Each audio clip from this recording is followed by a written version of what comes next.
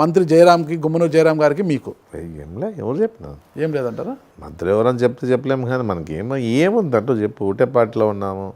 జయరాం వాస్తవంగా చెప్పాలంటే మంచోడే, మంచి వ్యక్తి. కానీ మంత్రి అయినాక మీకు పలకడం లేదనో, మీకు దొరకడం లేదనో. ఏముంది పలికేకి? కార్మిక మంత్రి పాపం ఆయన ఏదైనా పలికేకి ఫైనాన్స్ మంత్రే. పలకలంటే ఫైనాన్స్ బంధు కార్మిక మంత్రి కాబట్టి ఏదో ఫ్యాక్టరీలో ఉద్యోగాలు ఇప్పించగానే పనికొస్తాడు కదా. ఏం ఉద్యోగాలు ఏముంటాయి? ఫ్యాక్టరీలు ఏముంటాయి? అన్ని ప్రైవేట్ ఫ్యాక్టరీలు ఎక్కువ ఉన్నాయి. దాంట్లో ఉద్యోగాలు ఏముంటాయి? ఏదైనా ప్రభుత్వ పరంగా ఫ్యాక్టరీలు ఉంటే చెప్పచ్చు, కానీ ప్రైవేట్ పరంగా ఉంటే ఏం చెప్తాం చెప్పు. ఉండిన 2 మిల్లులు అప్పట్లోనే పోయినాయి. గత ప్రభుత్వంలో వాళ్ళు తెలుగుదేశం ఉన్నప్పుడే పోయినాయి. ఇప్పుడు ఏమి లేవు అవి. స్పిన్నింగ్ మిల్లులు ఉండే, స్పిన్నింగ్ మిల్లు 2 పోయినాయి. ఆ కార్మికులకు న్యాయపరంగా ఎంత అయితే ఇవ్వగలిగినామో రాయలసీమలకు ఇప్పించినాము. కోతార్బిల్కి ఇంకా పెండింగ్ ఉంది అది. ఎందుకంటే టీజీ వెంకటేష్ బంధువులంతా అది సంబంధించిన వాళ్ళు ఉన్నారు కాబట్టి ఇప్పుడు ప్రభుత్వం వాళ్ళు కోర్టుకు పోయినారు. కోర్టు ద్వారా అవన్నీ సెటిల్మెంట్ చేసేదానికి ప్రయత్నం చేస్తూ ఉన్నాం. ఒకరి నియోజకవర్గాలు ఒకరు తలదూర్చారు కదా మీరు. ఎవరు నియోజకవర్గాలు? ఆస్పరిలో గుమ్మనూరు జయరామ్ గారు ఒక ల్యాండ్ తీసుకొని ఫామ్ హౌస్ కట్టాలనుకున్నారు. ఆ ల్యాండ్ ఓనర్ మీ దగ్గరకు వచ్చినాడు, ఇట్లా అనవసరంగా నా ల్యాండ్ నేను ఇవ్వనన్నా కూడా బలవంతంగా లాక్కుంటున్నాడు అనేసి. మీరు అతనికి ఫోన్ చేసి అడిగారు కదా. అంటే నేను అది కాదు, హాస్పిటల్ కాదు, అది ఆలూరులోనే, ఆ ఇంటి పక్కలోనే.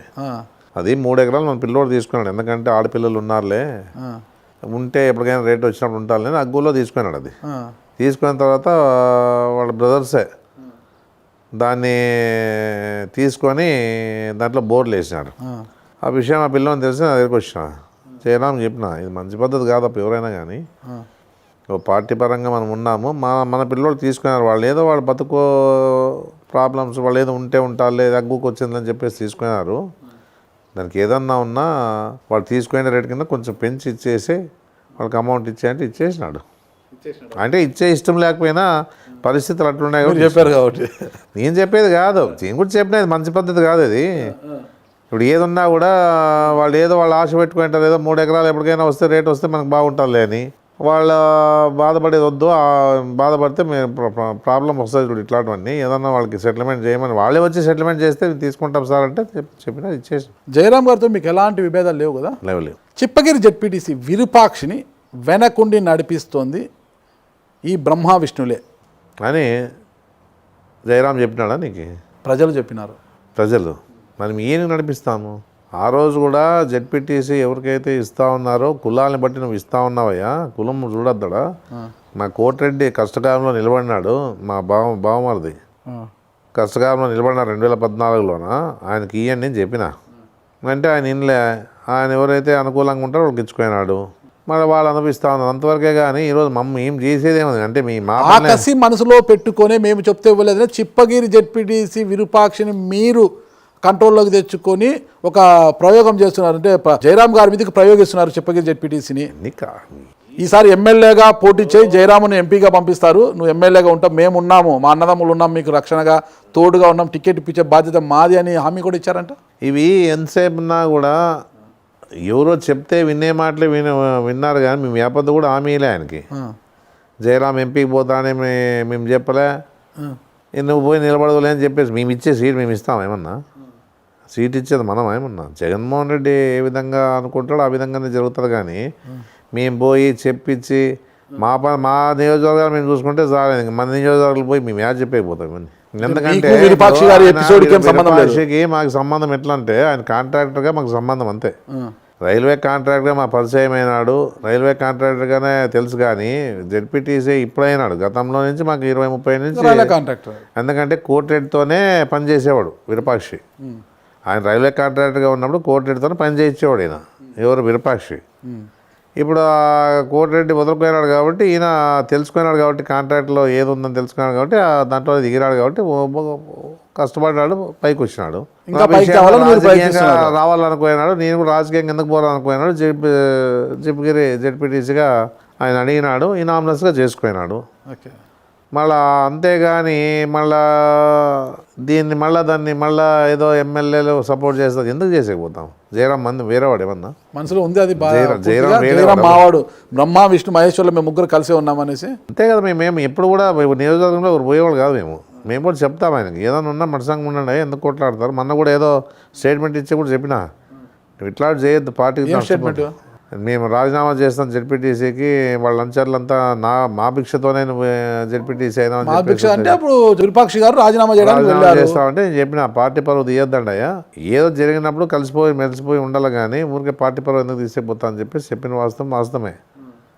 ఆయన జిల్లా నాయకులకి తర్వాత ఇన్ఫర్మేషన్ పోయింది, తర్వాత స్టేట్ నాయకులకు పోయింది, వాళ్ళు పిలిపించి మాట్లాడి దాన్ని సరి చేసినారు అంతే. ఇప్పుడు ఏమి అంత ప్రశాంతమే, మీకు విరూపాక్షి ఎపిసోడ్కి సంబంధమే లేదు. నాకేం సంబంధం చెప్పు. ఇంకా సంవత్సరంలో ఉంది, ఇంక ఏడాదిన్నరలో అంతా వచ్చిన సంవత్సరమే, ఇంకా 6 నెలలు అంతా ఎలక్షన్ ఇయర్ వచ్చేస్తుంది.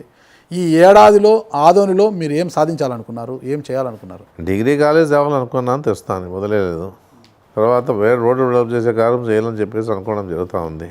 అది కూడా ఖచ్చితంగా చేస్తానని నమ్మకం నాకుంది. తర్వాత మున్సిపాలిటీ స్థలం ఒకటి ఉండేది పాత బస్ స్టాండ్, అప్పుడు దాన్ని తొలగించినాం కాబట్టి పాత బస్ స్టాండ్ వేరే చోట షిఫ్ట్ చేసినాం గతంలోనే. ఆ పాత బస్ స్టాండ్లోనే కాంప్లెక్స్ కట్టి అందరికి అనుకూలంగా ఉండే విధంగా చేయాలని ఒకటి.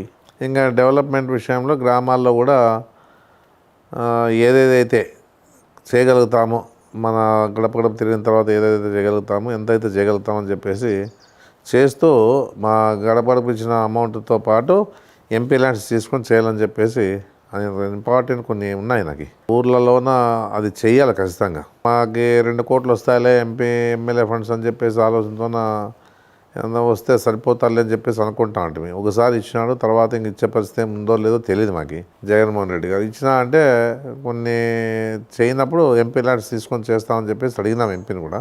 ఎంపీ గారు కూడా ఇస్తా అన్నాడు. దాని ద్వారా డెవలప్మెంట్ చేసి కొన్ని గ్రామాలు మాత్రమే చేయాలని చెప్పేసి అనుకోవడం జరుగుతూ ఉంది. ఇంకా టౌన్లో కూడా మున్సిపాలిటీ తరఫున ఒక 20 లక్షలు, మాకు గడప గడప ఇచ్చే 20 లక్షలతోనే 40 లక్షలు పెట్టేసి ఎక్కడైతే ఇంపార్టెంట్ పనులు ఉన్నాయో చేయాలని చెప్పేసి అనుకుంటా ఉన్నాము. తర్వాత 14th ఫైనాన్స్ అయిపోయింది, 15th ఫైనాన్స్ వచ్చింది, దాని ద్వారా కూడా డెవలప్మెంట్ చేస్తూ ఉన్నాము. అన్ని రకాలుగా ఎంత వీలైతే. ఇప్పుడు గత ప్రభుత్వంలోన 15 ఏళ్ల పరిపాలనలో ఏమి చేయలే, మన గురించి కాదు చెప్పుకోవాల్సిన. గత ప్రభుత్వంలో 5 ఏళ్ల పరిపాలనలోన ఏది ఇదే బడ్జెట్, అప్పుడు ఇదే బడ్జెట్, ఇప్పుడు ఉండే బడ్జెట్ కూడా ఇదే. మళ్ళీ ఈ బడ్జెట్ ఆ బడ్జెట్ అంత ఉన్నప్పుడు ఆ రోజుల్లో ఆయన ఏమీ ఎవరికి ఏది ఇవ్వకుండా ఒక పని కూడా డెవలప్మెంట్ చేసింది ఆదోన్లో ఏమిలే. ఓకే ఎమ్మెల్యే గారు, మీరు ఇటీవల సినీ ప్రొడ్యూసర్ దిల్ రాజు గారి కుటుంబంతో వియ్యం అందారు కదా, అంటే మీ కుమార్తెని వాళ్ళ దిల్ రాజు గారి అన్న కొడుకేమో ఇచ్చారు కదా. గోవాలో కూడా ఒక పరిమిత సంఖ్యలో వెళ్ళి బాగా గ్రాండ్గా రిసెప్షన్ కూడా చేయడం జరిగింది, బాగానే ఉంది. మరి ఇప్పుడు దిల్ రాజు అంటే అందరికీ తెలుసు, సినిమా రంగంలో అందరికీ తెలిసి మంచి ప్రొడ్యూసర్, చాలా పెద్ద ప్రొడ్యూసర్ కూడా ఆయన. ఎన్నో సినిమాలకు జీవం పోశారు, ఎంతోమందికి లైఫ్ కూడా ఇచ్చారు. మరి మీ కుమారుడు మనోజ్ కూడా మంచి హీరో గెటప్లోనే ఉంటాడు, హీరోలాగానే ఉంటాడు. ఏమన్నా అటువైపు కూడా ఏమన్నా దారి మలుతున్నారు, ఏమన్నా సినిమాల్లోకి ఏమన్నా మీ కుమారుని ఏమైనా ప్రయోగిస్తున్నారా? ఏం ఆలోచన ఏం లేవు, ఆయనకి లేవు, మాకే లేవు, ఏం లేదా నా కుమారునికి లేదు. దిల్రాజు గారు ఉన్నారు కదా ఎలాగో మీకు అనేసి. ఏదున్నా కూడా బియ్యం వండినంత మాత్రాన మనం పోయి దాన్ని అలసుగా తీసుకొని పనిచేసే ఏం లేదు. మీరు డబ్బు పెడతారు, సినిమా ఇస్తారు, ఆయన అది ఏదున్నా కూడా ఫీల్డ్ మనకి టచ్ లేదు. ఫస్ట్ బియ్యం వండించచ్చు కానీ మేము ఆయన ఉన్నంత మాత్రం మనవాడిని పెట్టి హీరోని చేసి డబ్బు పెట్టి సినిమా తీయాలనే ఆలోచన మాకేం లేదు.